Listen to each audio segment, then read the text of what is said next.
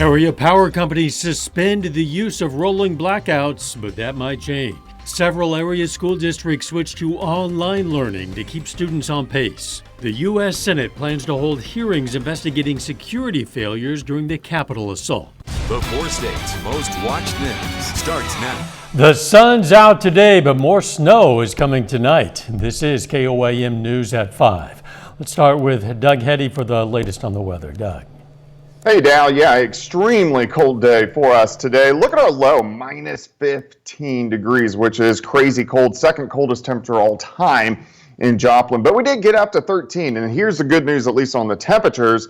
We're not going to drop from this point. We're going to actually hold kind of steady as we go through the overnight hours for us tonight.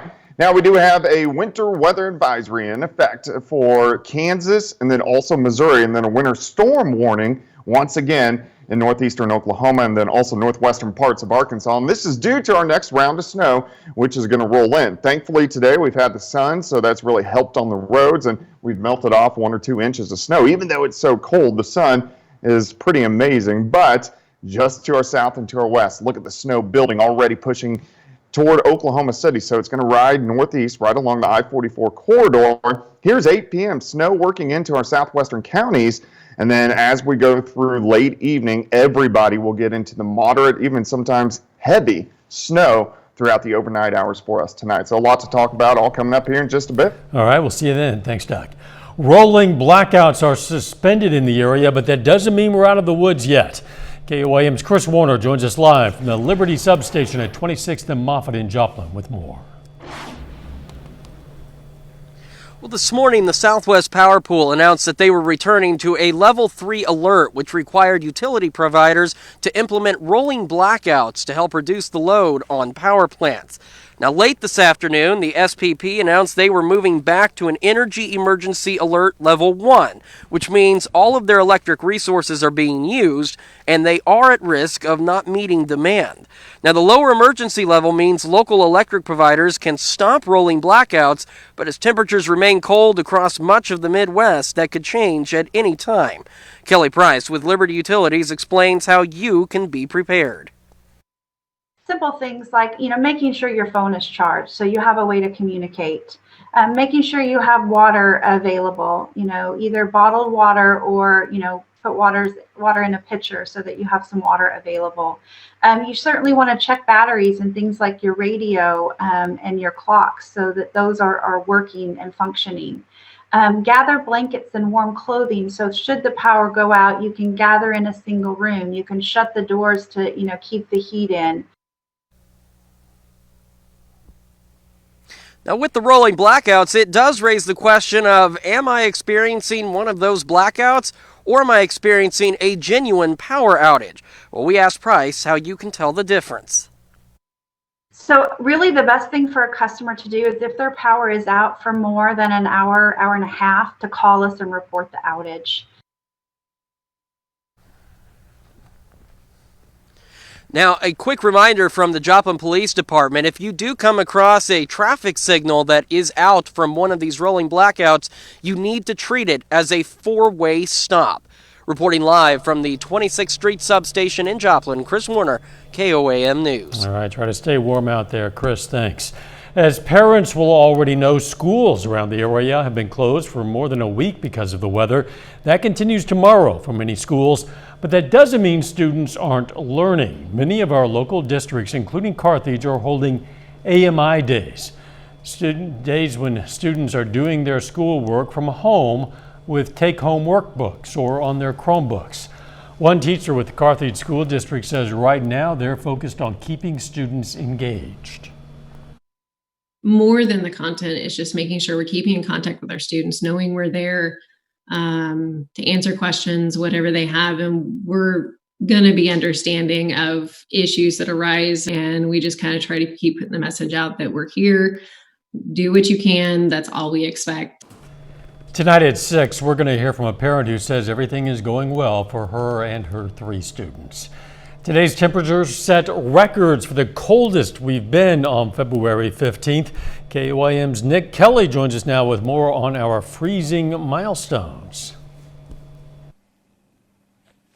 Good evening, Dal. We are live at Joplin Regional, where the official temperature for the whole city of Joplin is observed right here, and that includes the record low we observed this morning at about 410, 15 below zero, certainly shattering the old record of 2 in 1903, completely blowing that out of the water. In fact, we can compare this to other cold spells in the past. I first compared this to the time we hit -9 back in January 6th of 2014, but we hit that number before as well. On February 10th, 2011, after that big blizzard, December 23rd in 63, and a few times in December of 1983.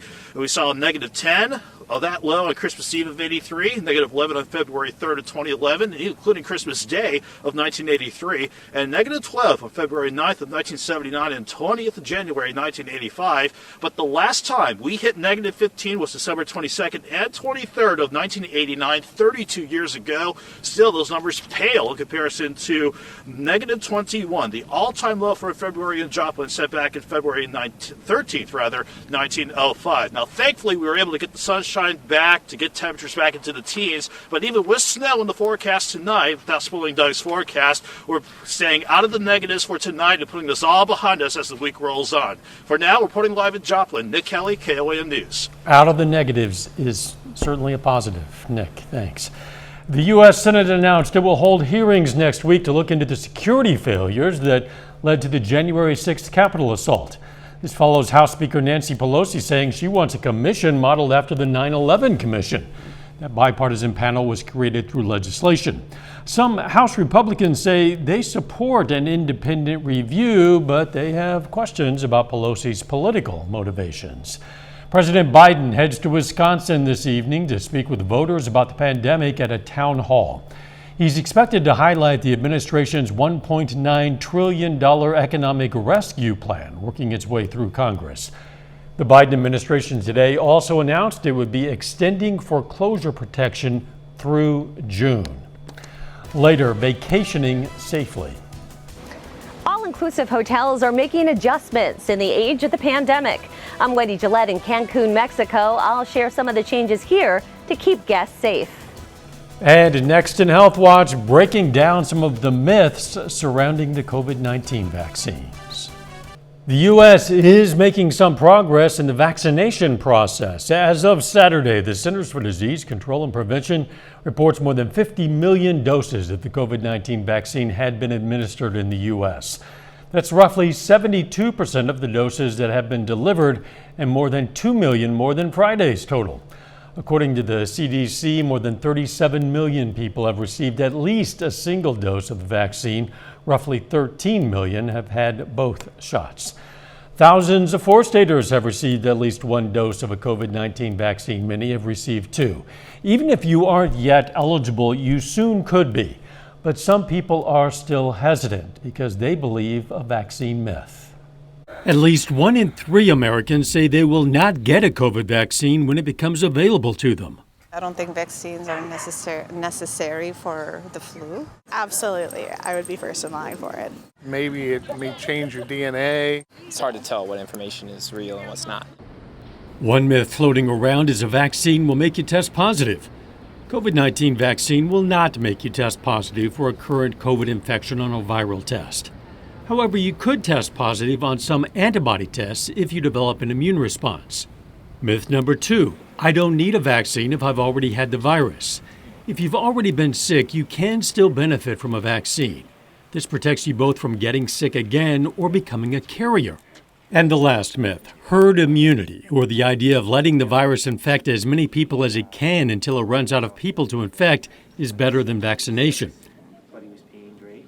An institute at the University of Washington says for herd immunity to be effective, at least 13 million people will have to die globally of COVID-19, and 1 million in the U.S. So that's important that people still be mindful of getting their vaccines. Even as vaccines continue to roll out, for now, the best protection is still being a good citizen, wearing your mask, socially distancing yourself if you're feeling sick, or just avoiding large crowds, frequent hand washing. All those things will continue to be important.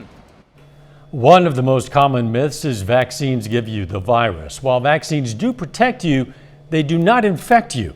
The CDC says vaccines typically contain only a single protein of an inactivated or dead virus.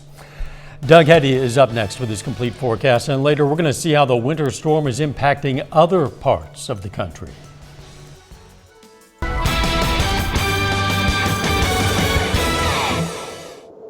Well, of course, it's turned out to be another brutally cold day across the region after our overnight lows down into the minus teens across most of the area, but it actually felt pretty good. We're getting a little bit of sunshine for us today, which I know it was only 13 degrees, but it just made it feel warmer than what it actually was. Look at our lows across the area. Everybody down into the mid-teens. I mean, you can go up to Yates Center, almost minus 20, and then Nowata minus 13, Nevada at minus 16. So everybody down in that range of that, let's see if we can get this, my computer locked up here. Come on. Let's see if we'll go. There it goes. All right. So everybody down into the mid-minus teens, which is kind of crazy. Here's our temperatures now, and we've gotten at least above zero, 10 in Iola, 15 in Welch, 18 in Knoll, 8 in Lamar. Nevada is sitting also at about 8 degrees. We still have a wind chill, though. It's not as low as what it's been over the past couple days, but still it feels like near zero in a lot of locations, especially in southwestern parts of Missouri. Through the evening hours, here's some good news. Our temperatures are going to slowly climb. We're sitting 8, 9, 10 degrees, and I think we'll get up into the mid-teens by morning, so at least we're not going to drop below zero once again. But we do have the snow to worry about. Winter weather advisory on the Kansas and also Missouri side, and then a winter storm warning in northeastern Oklahoma, also northwestern parts of Arkansas.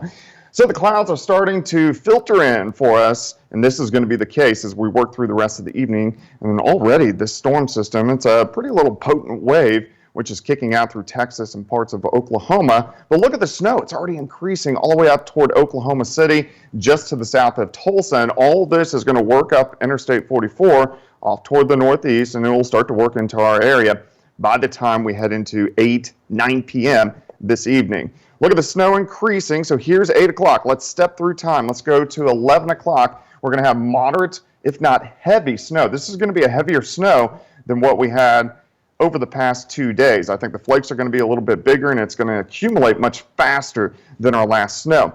Moderate to heavy snow continues into the early morning hours. So here's 2 a.m. And then I think the heaviest snow will start to shift out of here, and then we'll kind of transition into light snow late tonight into early morning hours. So here's 5 a.m.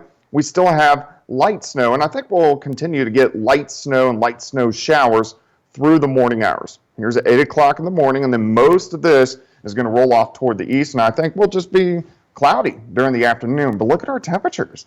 I know it's nowhere near freezing, but we're going to climb into the 20s, which is great. So 14 to start, 18 by noon, and then just cloudy skies during the afternoon as we make it up to about 23 degrees. The clouds will slowly start to break up a little bit for us tomorrow night, and then on Thursday we should rebound right back up into the lower 20s for highs once again. So at least temperatures are heading the right direction. Snowfall amounts the wrong direction.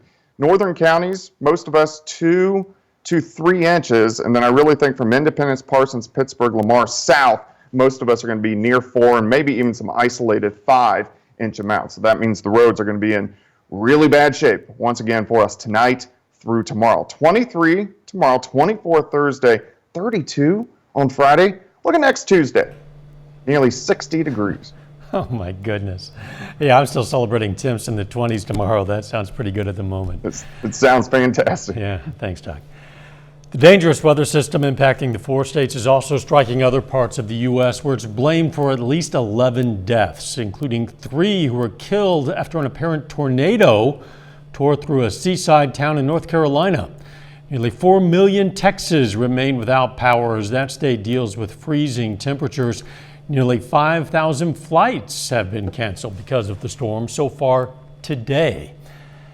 This is a rare sight in Athens. A sea of white blankets the Acropolis and other ancient monuments where a storm delivered Greece's heaviest snowfall in 12 years.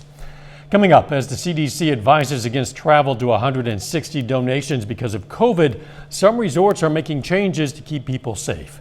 First, though, we honor a local World War II veteran. Richard Hawkins served in the U.S. Army from 1943 to 45.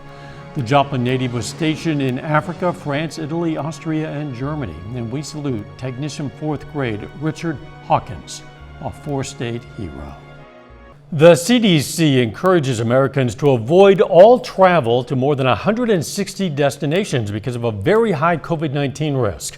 While that warning includes Mexico, Americans are still flying there for getaways. Popular all-inclusive resorts are adding safety measures and free testing now that the U.S. government requires a negative coronavirus test result to re-enter the country. Reporter Wendy Gillette looks at some of the changes from Cancun, Mexico. Renee and Rich Jelinski from Pennsylvania decided to honeymoon at Secret's Playa Mujeres Resort in Cancun, Mexico last year.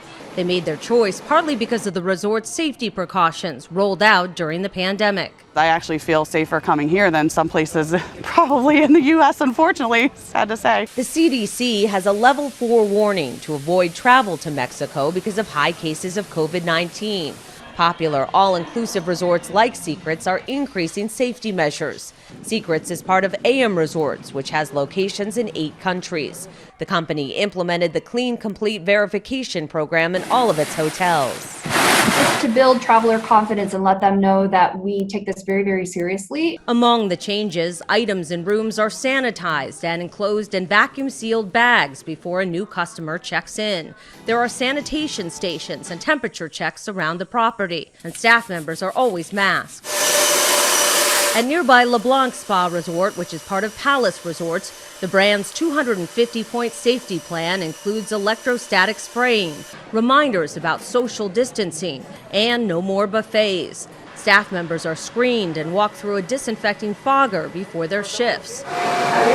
Free rapid antigen testing is also available for guests at Palace Resorts, and a complimentary 14-day quarantine if they test positive. You just schedule the appointment 3 or 2 days prior departure, take the test, 5 minutes, and you're ready to enjoy the pool again. The company also shut down its swim-up pool bars at all of its hotels to try to minimize in-person contact. KOAM Resorts opted to keep its pool bars open. The decision is because we want to make sure that we have safety in mind, but we don't want to take away from the experience that our customers have become accustomed to. We got special rates to see the safety plans in action. Guests get a dollop of sanitizing gel along with their drinks. KOAM Resorts also offers free rapid tests and quarantine if positive. Anyone flying back to the U.S. must have a negative COVID test. Wendy Gillette, CBS News, Cancun, Mexico. The CDC advises against travel, but says if you do, wear a mask, avoid crowds, stay at least 6 feet from others, and wash your hands often. A listeria outbreak, possibly linked to fresh and soft cheeses, has sickened several people in at least 4 states, according to federal health officials. The CDC has not identified a specific brand of cheese, but says pregnant women, older adults, and people with weakened immune systems should avoid eating queso fresco, queso blanco, and queso panela. Final check of the forecast next.